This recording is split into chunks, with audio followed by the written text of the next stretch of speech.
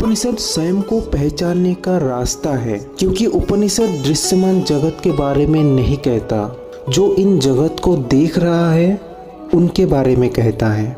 जैसे आप इंद्रियों से इन जगत को महसूस करते हो, वैसे ही उपनिषद आपको आपके होने का एहसास कराता है। मनुष्य की बुद्धि मन से जुड़ा होता है और मन से ही मनुष्य सुख दुख, काम क्रोध, भय और आनंद की अनुभूति करता है।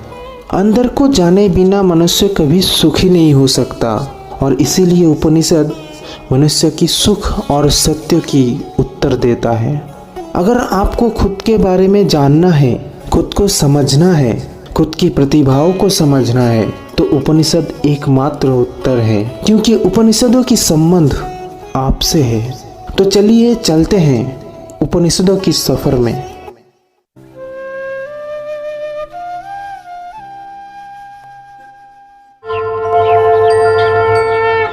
मैं सूत्रधार, कथा को एक सूत्र में पिरोने वाला सूत्रधार।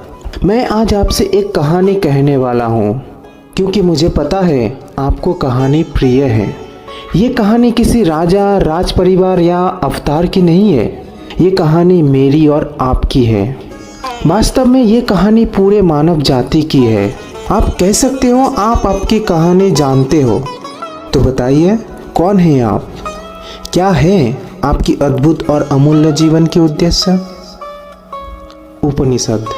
उपनिषद अपने आप को जानने और पहचानने का प्रक्रिया है। क्या आप जानते हैं हमारे भीतर और एक व्यक्ति छुपा हुआ है जो हमें दिखाई नहीं देता, पर वो हर पल दिनों रात खुद को अभिव्यक्त करने के लिए लड़ रहा है। वो सारे बंधनों को तोड़ने के लिए लड़ रहा है, वो शांति के लिए लड़ रहा है, वो आनंद की अनुभूति के लिए लड़ रहा है। क्यों एक पुत्र कभी पिता के खिलाफ, कभी परिवार के खिलाफ, कभी समाज के खिलाफ विद्रोह करता है?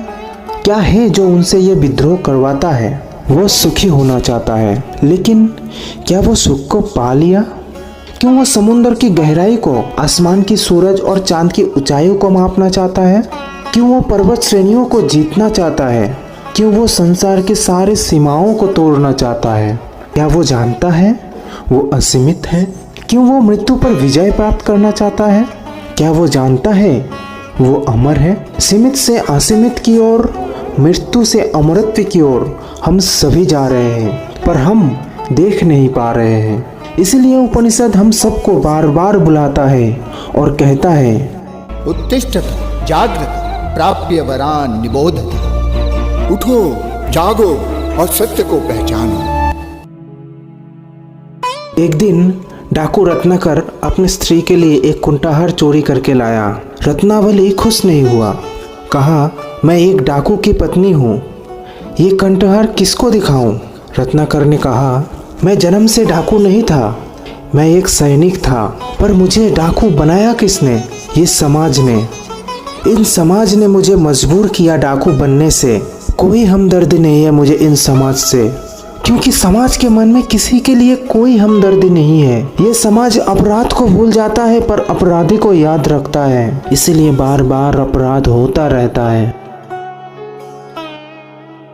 मैं सूत्रधार, कहानी को एक सूत्र में परोने वाला सूत्रधार। क्या आपको लगता है दस्युवृत्ति अच्छा है? क्या आपके परिवार को पालने के लिए गलत रास्ता चुनना सही है? समाज निर्मम है, तो क्या हमारे हर विफलताओं के लिए समाज को दोषी ठहराए? कौन समझाएगा दुष्ट रत्नाकर को? उद्धरेदात्मनात्मानं नात्मानमवसादयेत्। आत्मैव ह्यात्मनो बन्धुः आत्मैव रिपुरात्मनः। विवेक युक्त मन के द्वारा संसार में डूबे हुए अपनी आत्मा का उद्धार करें, उसमें अपने को डुबाएं नहीं, क्योंकि आप ही अपने बंधु हैं और आप ही अपने शत्रु।